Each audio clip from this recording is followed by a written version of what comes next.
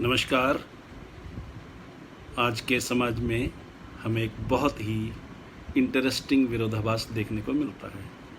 एक तरफ एक व्यक्ति है जिसकी आय सिर्फ 10,000 रुपये महीना है और वह अपने घर का बजट बड़े आराम से चला रहा है, मैनेज कर रहा है, बच्चों को अच्छी शिक्षा दे रहा है, सुख दुख के समय में भी किसी के आगे हाथ नहीं फैलाता, उधार नहीं मांगता और मज़े में जीवन जी रहा है। वहीं दूसरी तरफ एक और व्यक्ति है जिसकी आय 40,000 रुपये महीना है, यानी पहले वाले व्यक्ति से इस दूसरे व्यक्ति की आय 4 गुना है, तो भी वह हमेशा परेशान रहता है। उसके घर का बजट बिगड़ा रहता है, वह अपनी EMI चुकाने में डिफ़ॉल्ट करता है, कर्ज देने वाले लोग उसके घर का चक्कर काटते रहते हैं। आखिर क्यों होता है ऐसा? 40,000 रुपये महीना कमाने वाला आदमी कहाँ गलत है कि वह अपने घर का बजट ठीक से मैनेज नहीं कर पा रहा है और कर्ज में डूबा रहता है, जबकि 10,000 रुपये महीना कमाने वाला व्यक्ति सब कुछ सही ढंग से मैनेज कर लेता है। तो वो कैसे कर पाता है? दोनों के कामकाज के तरीके में, सोचने के तरीके में अंतर कहाँ है कि 10,000 रुपये कमाने वाला व्यक्ति तो सुखी है, पर 40,000 रुपये कमाने वाला व्यक्ति हमेशा कर्ज में नज़र आता है, ज़िंदगी से परेशान नज़र आता है, दुखी नज़र आता है, तनाव में नज़र आता है। एक बार फिर आपका बहुत बहुत स्वागत है हमारे प्रोग्राम हेलो होम मिनिस्टर में। इस प्रोग्राम में हम हर हफ्ते रविवार को शाम 5 बजे एक नया टॉपिक लेकर हाजिर होते हैं। हमारा आज का टॉपिक है घर का बजट कैसे बनाएं। अगर आज की आधुनिक साइंस की भाषा में बात करें तो आज हम मैनेजिंग योर फिनेंसेस के बारे में बात करेंगे। मैं हूं PK खुराना, मैं एक हैप्पीनेस कोच हूं और मैं यह ट्रेनिंग देता हूं कि हम जीवन में सफल कैसे हों और सफलता के साथ साथ सच्ची खुशी कैसे हासिल करें। Holistic success coupled with genuine happiness, या यूं कहिए कि सक्सेस ड्रिवन बाय हैप्पीनेस। और इस प्रोसेस में मैं दिल से, दिमाग से, आत्मा से कूड़ा चुन लेता हूँ। I am the rag picker of the soul. आज की डिस्कशन बहुत इम्पॉर्टेंट है, बहुत उपयोगी है और यह सही अर्थों में परिवार की उन्नति का एक बहुत बड़ा सबक है जो हम सबको जीवन भर काम आएगा और जीवन में हमारी सफलता सुनिश्चित करेगा। यहाँ मैं आपके लाभ के लिए एक बात और कहना चाहता हूँ। आप सबके लाभ के लिए गृह लक्ष्मी की ओर से इस प्रोग्राम को रिकॉर्ड भी किया जा रहा है ताकि आप जब चाहें इसे दोबारा भी सुन लें, या आप मेरे YouTube channel happiness coach PK Khurana पर भी इसकी रिकॉर्डिंग देख सकती हैं। अपने सुझावों के लिए मेरा मोबाइल नंबर 62846 96674 और मेल ID mail@pkk.guru नोट कर लीजिए। इससे पहले कि आप मेरा नंबर या मेरा email ID भूल जाएं, इसे अपने पास सेव कर लें। किसी कारण से तुरंत सेव ना हो पाए तो रिकॉर्डिंग को दोबारा सुनकर नंबर और मेल ID सेव कर लें। मेरा फ़ोन नंबर और मेरा मेल ID आप नीचे डिस्क्रिप्शन बॉक्स में भी देख सकती हैं। आइए अब अपने टॉपिक घर का बजट कैसे बनाएं के बारे में बात शुरू करते हैं। पर इससे पहले कि मैं इस टॉपिक को शुरू करूं, मैं समझना चाहता हूं कि आप इससे लाभ उठाने के लिए तैयार हैं कि नहीं। तो क्या आप रेडी हैं आज के टॉपिक घर का बजट कैसे बनाएं से लाभ उठाने के लिए? तो हाँ, कमेंट बॉक्स में टाइप कीजिए game on, game on, GAME, game ON, on, game on. Hindi में, अंग्रेज़ी में, जैसे भी आपको सुविधा हो टाइप कीजिए ताकि मुझे पता लगे कि हाँ, yes, you are ready to get benefited by this live session of mine. आप मेरे इस लाइव सेशन से पूरा लाभ उठाने के लिए सचमुच मेंटली तैयार हैं और कमिटेड हैं। Yes, wonderful. Thank you very very much, thank you very very much.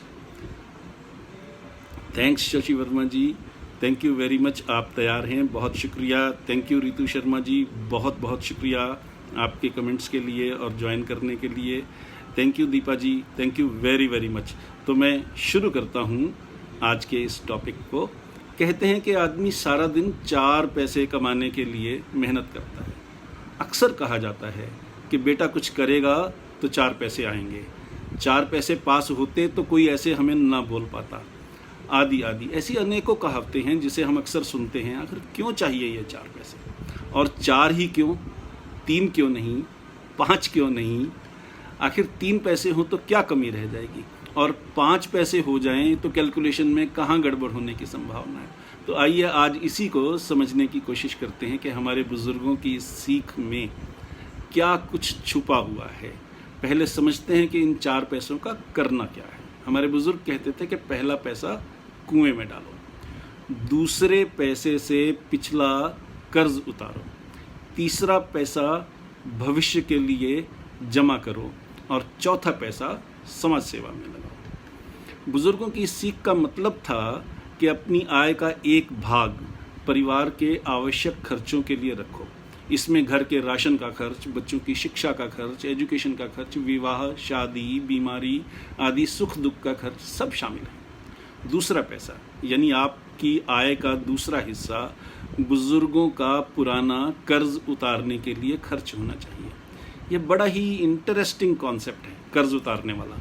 हमारे बुजुर्गों का यह कहना था कि यदि आप व्यापार करते हैं तो आय का एक हिस्सा, इनकम का एक हिस्सा व्यापार बढ़ाने के लिए लगाइए, खेती करते हैं तो एक हिस्सा खेती बढ़ाने के लिए लगाइए, और नौकरी करते हैं तो अपनी इनकम का एक हिस्सा अपनी काबिलियत बढ़ाने के लिए, स्किल सेट बढ़ाने के लिए, नए हुनर सीखने के लिए खर्च करें, ताकि आप जीवन में आगे बढ़ सकें। तो ये विरासत है हमारे बुजुर्गों की जो उन्होंने हमें दी है। उस विरासत को आगे बढ़ाने के लिए, उस विरासत को हम कर्ज मानते हैं, उस विरासत को आगे बढ़ाने के लिए चाहे हम व्यापार बढ़ाएं, चाहे खेती बढ़ाएं, चाहे हम इंडस्ट्री में हो तो इंडस्ट्री बढ़ाएं, और चाहे हम नौकरी में हो तो अपनी प्रमोशन के लिए, सेल्फ इम्प्रूवमेंट के लिए नए कोर्सेज करें, नए हुनर सीखें, नए स्किल सेट सीखें, ताकि अपने आप को अडाप्ट कर सकें नई सिचुएशन के लिए, नई प्रमोशन के लिए, नई पोजीशन के लिए।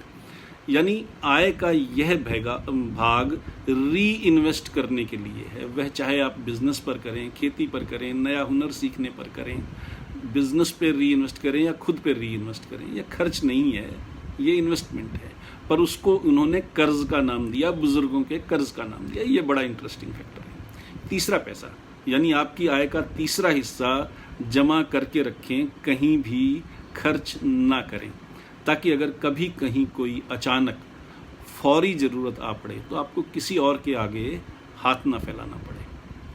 आपके पास इतना सा धन होना ही चाहिए कि आप किसी कठिनाई के समय खुद के साधनों से ही काम चला सकें। अपना आत्मसम्मान बनाए रखने के लिए यह बहुत ज़रूरी है, सेल्फ एस्टीम बनाए रखने के लिए यह बड़े काम की बात है। और चौथा पैसा यानी आपकी आय का एक हिस्सा सामाजिक कार्यों के लिए, दूसरों की सहायता के लिए, समाज की उन्नति के लिए लगना चाहिए। जिस समाज में रहते हुए हमने इज्जत कमाई है, धन कमाया है, उसकी उन्नति के लिए अगर हम योगदान देंगे तो वह योगदान हमारे भी काम आएगा। तो ये है 4 पैसों का कॉन्सेप्ट। आज के इस लाइव सेशन में आगे हम घर का बजट बनाने के साइंटिफिक तरीकों पर भी बात करेंगे, इसलिए मेरे साथ बने रहिए ताकि आप खुद भी सफल हो सकें और अपने परिवार के बाकी सदस्यों की सफलता में भी योगदान दे सकें। तो ये आधा घंटा दीन दुनिया को भूल जाइए और मेरी बातों को ध्यान से सुनिए। अक्सर हम इस भूल भुलैया में रहते हैं कि हमें अपनी आय और अपने खर्च की जानकारी है, पर यदि आप आय का लिखित ब्यौरा न रखें तो बहुत पॉसिबल है कि हमें जो अंदाज़ा है वो सिरे से ही गलत हो। इसलिए घर का बजट अगर ढंग से बनाना है तो सबसे पहले हमें इनकम और एक्सपेंसेस के हर साधन को लिखना ज़रूरी है। एक एक चीज़ को बारीकी से लिखिए। इस मामले में जरा भी लापरवाही न बरतें। इनकम वाली बात पर मुझे ज़्यादा बताने की ज़रूरत नहीं है। लगभग हर घर को अपनी इनकम का या एवरेज इनकम का पता होता है, इसलिए उसमें बहुत ज़्यादा दिक्कत नहीं है। घर का बजट ढंग से बनाने के लिए आपको बेसिकली अपने खर्च की और खर्च करने के ढंग की सही जानकारी होना आवश्यक है। इसलिए हम ज़्यादा बात खर्च के पार्ट पर करेंगे। अगर हम मोटा मोटा देखें तो अपने खर्च को हम 4 मेजर हेड्स में बांट सकते हैं। इसमें सबसे पहली कैटेगरी है एसेंशियल एक्सपेंसेस की, यानी वो खर्च जो ज़रूरी हैं और होने ही होने हैं। इनमें मकान या दुकान का किराया, बिजली पानी के बिल, छोटी मोटी रिपेयर, प्रॉपर्टी टैक्स, राशन पानी, बच्चों की स्कूल की फ़ीस, किताब कॉपी स्टेशनरी आदि खर्च ये शामिल है। ये एसेंशियल एक्सपेंसेस हैं। थोड़ा और आगे चलें तो इसी कैटेगरी में पेट्रोल का खर्च, घर में कोई कार हो, स्कूटर हो, व्हीकल हो तो पेट्रोल का खर्च है वो भी इसमें शामिल हो जाएगा। ये ऐसे खर्च हैं जो ज़रूरी हैं और होने ही होने हैं। अगली कैटेगरी के खर्च में हम किसी भी लोन की EMI, LIC की किस्त, क्रेडिट कार्ड की पेमेंट जैसे खर्च शामिल करते हैं। ये भी इस किस्म के खर्च हैं जो होने ही हैं और समय पर ही करने चाहिए। तीसरी कैटेगरी में ऐसे खर्च आते हैं जो हमारी ज़रूरत होने पर भी हमारी इच्छा या सुविधा के अनुसार जल्दी या देर से किए जा सकते हैं। इनमें वाइट वॉश है, शॉपिंग है, फर्नीचर पर होने वाला खर्च है। इन खर्चों के बाद बारी आती है लाइफस्टाइल खर्चों की। इनमें कपड़ों पर होने वाला खर्च, पार्टी, मूवीज़, आउटिंग, छुट्टियां मनाना आदि शामिल हैं। तो ये 4 बेसिक कैटेगरीज़ हैं जिन पर हम बात करेंगे। जब आप कैटेगरी वाइज हर खर्च का हिसाब रखने लगती हैं तो 1 रुपये का भी खर्च हो तो आप उसे लिख लें तो महीने के आखिर में आपको अपने एग्जैक्ट खर्च का पता लग जाएगा। जब इस लिखे हुए हिसाब को आप 2-3 बार देखें तो आपको समझ में आ जाता है कि किस तरह के खर्च को कम कर सकते हैं और किस तरह के खर्च को पूरी तरह से रोक सकते हैं। इस प्रक्रिया को, इस प्रोसेस को इंग्लिश में प्लगिंग द लीकिंग बकेट कहा जाता है। यानी अगर मान लीजिए कि आप बाल्टी में पानी भर रही हों और उसमें कोई छेद हो तो पानी बाहर लीक करता रहेगा और बाल्टी या तो भरेगी ही नहीं या फिर भरी हुई नहीं रह सकेगी, बल्कि अपने आप ही धीरे धीरे खाली हो जाएगी। और जहाँ से बाल्टी लीक कर रही है वहाँ अगर आपने एम सील जैसी कोई चीज़ लगा दी तो पानी लीक होना बंद हो जाएगा और बाल्टी खाली नहीं होगी। तो घर का बजट बनाने के लिए हमें इसी नियम पर चलना है। आइए इसके बारे में थोड़ी और बात करते हैं। हमारे बुज़ुर्ग जिन 4 पैसों की बात करते थे वह क्लासिफिकेशन बहुत सटीक थी। वह इस हद तक सटीक थी कि सिर्फ उसी हिसाब से चलें तो हमारा जीवन सारी परेशानियों से बच सकता है। जब वो पहले पैसे की बात करते थे तो उन्होंने उसमें सिर्फ घर के राशन के खर्च और बच्चों की एजुकेशन के खर्च की ही बात नहीं की, बल्कि उसमें परिवार की बाकी जिम्मेदारियों को भी शामिल किया।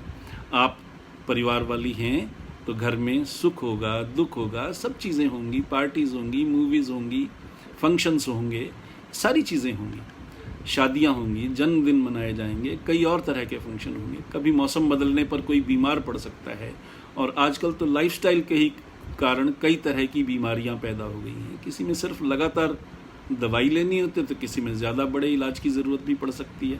उन सब खर्चों के लिए थोड़ा बहुत इंतज़ाम रखना हमारे बुज़ुर्गों की दूरगामी सोच और व्यावहारिक बुद्धिमानी की निशानी थी। विवाह, शादी, बीमारी आदि सुख दुख का खर्च भी शामिल करना उनकी दूरदर्शिता थी, दूरंदेशी थी। दूसरा पैसा यानी आय का दूसरा हिस्सा बुज़ुर्गों का पुराना कर्ज उतारने के लिए खर्च होना चाहिए। अब ये देखिए इसमें कितनी गहरी बात कही गई है। मैंने पहले भी बताया, दोबारा दोहराता हूँ।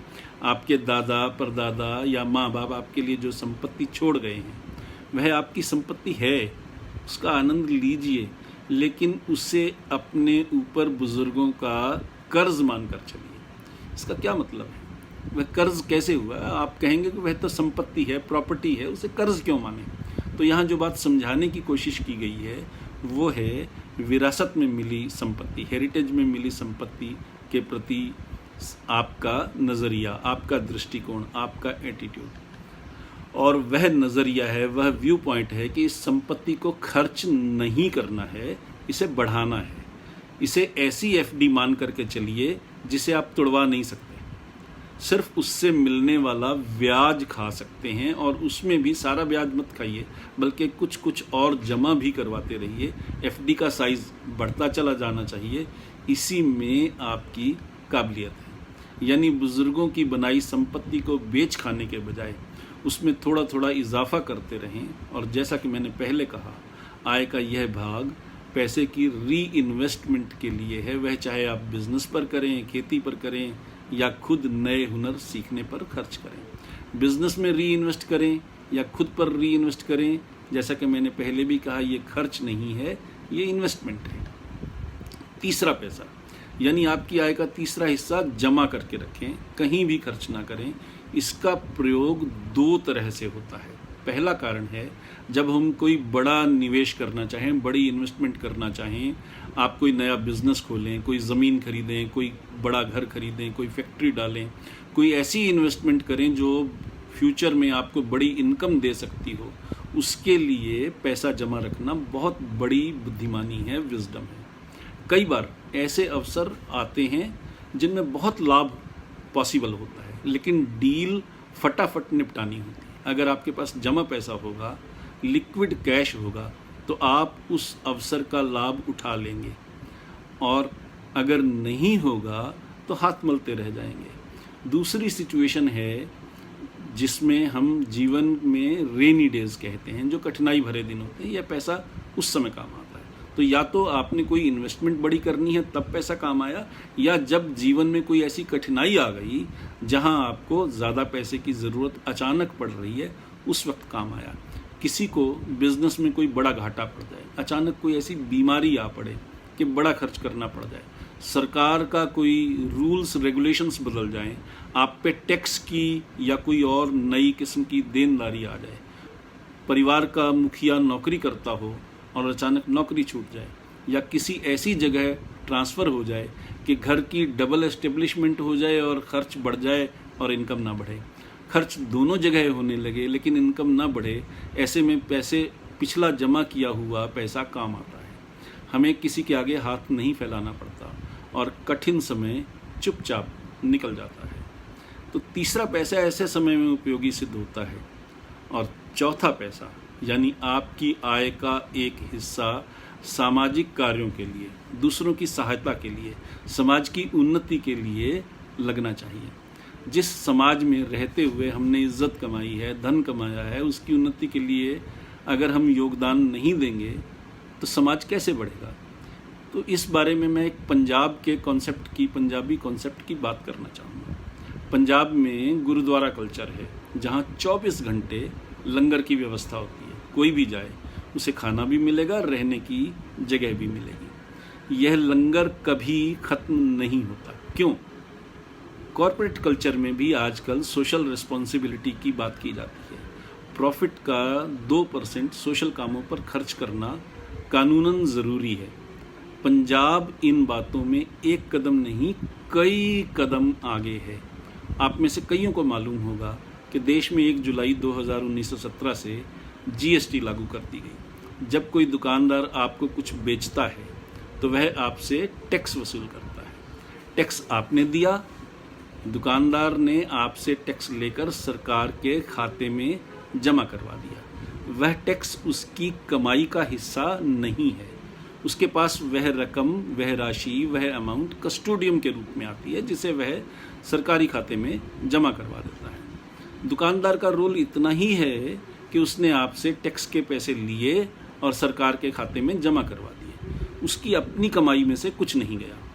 तो हिंदू धर्म में यह माना जाता है कि अपनी कमाई का 10वां हिस्सा समाज के कल्याण में लगाया जाना चाहिए। पंजाबी में इसे दसौंध कहा जाता है, 10वां हिस्सा, 1/10। यही कारण है कि आपको देश भर में मंदिर, धर्मशालाएं, लंगर और प्याऊ देखने को मिलते हैं।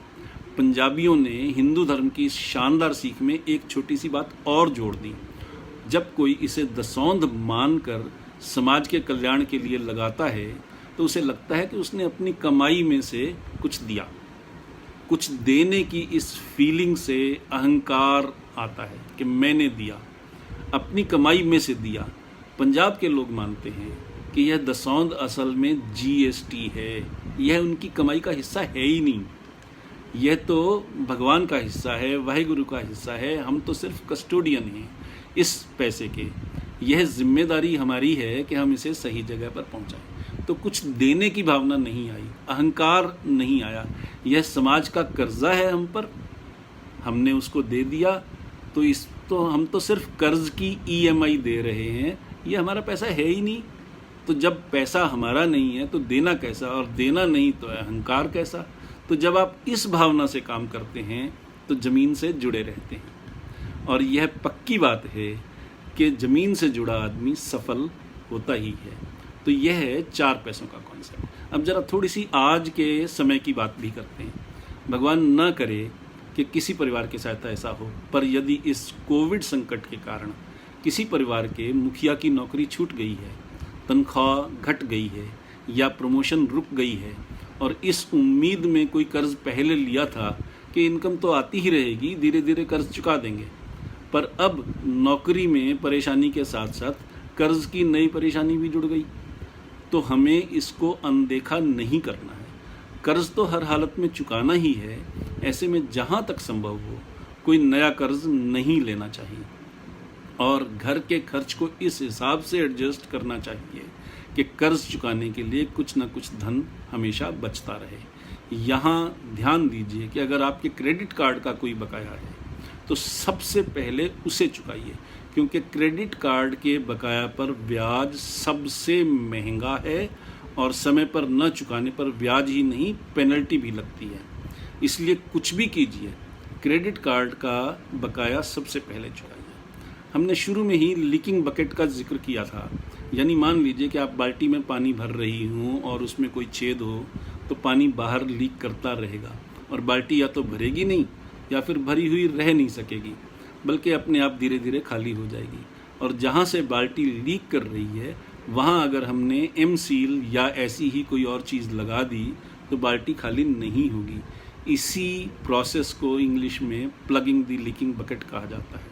तो घर का बजट बनाने के लिए जब हमारे पर कर्ज हो, नौकरी छूट गई हो, या तनख्वाह घट गई हो, या प्रमोशन रुक गई हो, या कर्ज हो, तो हमें इस नियम पर ही चलना पड़ेगा कि हम अपनी बकेट के होल को प्लग करें, उसकी लीकिंग को प्लग कर लें। तो जो भी खर्च हम कर रहे हैं या करते रहे हैं, उनमें से हर गैर ज़रूरी खर्च पर काटा मार दीजिए, उसे ख़त्म कर दीजिए। सबसे पहले कर्ज चुकाना है और आत्मसम्मान बचाना है। यह समय धीरे धीरे निकल जाएगा। रात आई है तो सवेरा भी होगा, लेकिन पहले रात गुजारनी है, धीरज से, संयम से, ईमानदारी से और निष्ठा से। अगर आप एक बार ऐसी किसी कठिन परिस्थिति से निकल जाएं सफलतापूर्वक, तो समाज में आपका विश्वास और ज़्यादा पक्का हो जाता है, और फिर अगर आपको ज़रूरत दोबारा पड़े तो कर्ज लेना उतना मुश्किल नहीं होता। इसलिए खुद पर संयम रखकर आत्मसम्मान बनाए रखना बहुत ज़रूरी है। एक और बात का खास ध्यान रखिए, जो पैसा आपका नहीं है उसे कभी भी खर्च मत कीजिए। बहुत से लोग बिजनेस खोलते हैं, बिक्री होने लगती है, नया नया पैसा घर आता है तो खर्च बढ़ जाते हैं, अनाप शनाप खर्च बढ़ जाते हैं। ऐसे लोग यह नहीं सोचते कि उन्होंने कुछ सामान बेचा है, सामान बेचने से जो पैसा आया है वह सारा का सारा पैसा प्रॉफिट नहीं है। प्रॉफिट में से खर्च करना अलग बात है, और मूलधन ही खर्च कर देना बिल्कुल अलग बात है। कुछ दूसरे लोग हैं जो मकान बनाने के लिए कर्ज लेते हैं। मकान अगर मान लीजिए 50 लाख में बन सकता है तो वो 55 लाख का कर्ज ले लेते हैं, और सबसे पहले गाड़ी खरीदते हैं। याद रखिए, कर्ज आपने लिया है, उसे चुकाना भी आपकी जिम्मेदारी है। कर्ज चुकाने का निश्चय करना, उसे चुकाने के लिए सही सही योजना बनाना आप ही की जिम्मेदारी है। कोविड की इस नई सिचुएशन ने हमें 3 बड़े पाठ पढ़ाए हैं। पहला यह कि न तो आपके बिजनेस के चलते रहने की गारंटी है, न नौकरी के बने रहने की गारंटी है। कोविड के कारण बहुत से बिजनेस एकदम बंद हो गए हैं, अचानक बंद हो गए, और न केवल बंद हो गए हैं बल्कि उनके दोबारा शुरू होने की कोई गारंटी भी नहीं है। इसी तरह से बहुत से लोगों की नौकरियां चली गई हैं क्योंकि कंपनियों के पास ग्राहक नहीं रह गए। तो पहला पार्ट ये है कि आपको किसी न किसी ऐसी एक्स्ट्रा इनकम का भी इंतज़ाम रखना चाहिए जो बिज़नेस बंद होने पर या नौकरी चले जाने की हालत में कम से कम घर के बहुत ज़रूरी खर्च चला सके। यह था कोविड का पहला सबक। और कोविड का दूसरा सबक ये है कि आपका बड़ा मकान, बड़ी गाड़ी, आलीशान बंगला, गोल्फ क्लब, महंगा फर्नीचर ये एसेट नहीं है। ज़रूरत के समय आपके पास कुछ लिक्विड कैश होना भी बहुत ज़रूरी है। वह कैश जो आप तुरंत निकाल सकें, ज़रूरत की जगह पर खर्च कर सकें और अपना काम चला सकें। और तीसरा सबक ये है कि आपकी इनकम में पैसिव इनकम का शामिल होना भी बहुत ज़रूरी है। मैं समझाता हूँ। पैसिव इनकम उसे कहा जाता है जिसमें आपको हमेशा खुद फिज़िकली प्रेजेंट रहने की ज़रूरत नहीं पड़ती, इन्वॉल्व रहने की ज़रूरत नहीं पड़ती। उदाहरण के लिए मान लीजिए आपने मकान किराए पर चढ़ा दिया, तो आपको महीने के बाद किराया आ जाएगा। उसके लिए आपको रोज़ रोज़ कोई एफ़र्ट करने की ज़रूरत नहीं है। आपने टैक्सी खरीदी और उसे किसी ट्रस्टेड ड्राइवर को दे दिया, तो जो सवारियां आपको मिलती रहें, उससे जो इनकम आती रहे, वो आपकी पैसिव इनकम है, क्योंकि आप खुद इन्वॉल्व नहीं हैं। खुद आपको उसमें ज़्यादा करने की ज़रूरत नहीं है। तो आपने अपनी बिल्डिंग पर टेलीकॉम का टावर लगवा लिया, महीने बाद आपको किराया आना शुरू हो गया। तो ऐसी इनकम जिसमें आपको खुद हमेशा हाजिर होने की ज़रूरत ना हो, उसको पैसिव इनकम कहा जाता है। नौकरी में या छोटे बिजनेस में ऐसा नहीं होता। वहाँ आपको खुद जाना होता है, काम खुद करना होता है। आप छुट्टी पर जाएंगे तो आपकी इनकम भी छुट्टी पर जाएगी।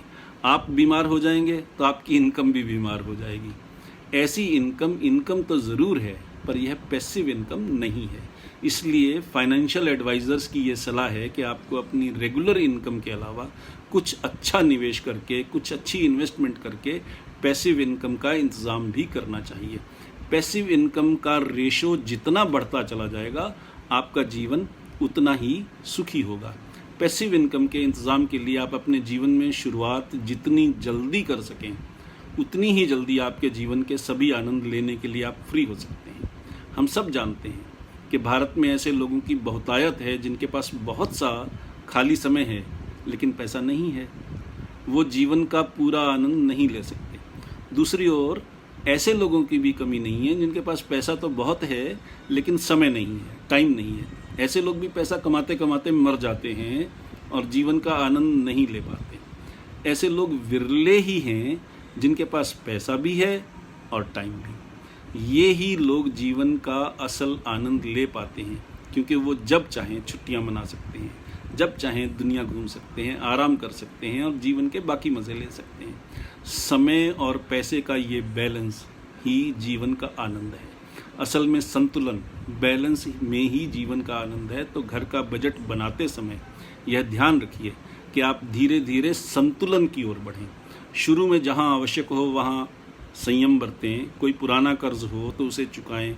कुछ न कुछ बचत ज़रूर करें और अपने बिजनेस में या खेती में या खुद पर री इन्वेस्ट करते रहें।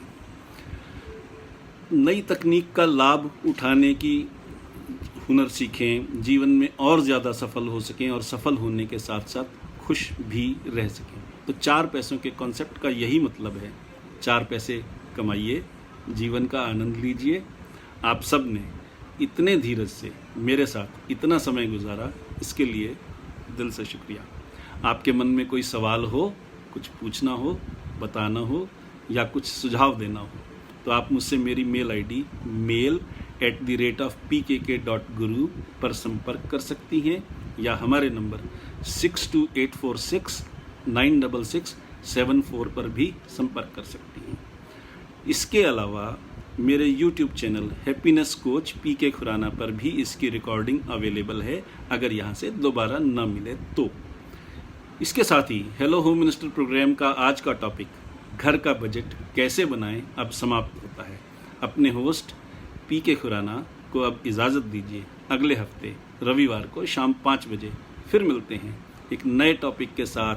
तब तक के लिए खुश रहिए, स्वस्थ रहिए और जीवन का आनंद लीजिए।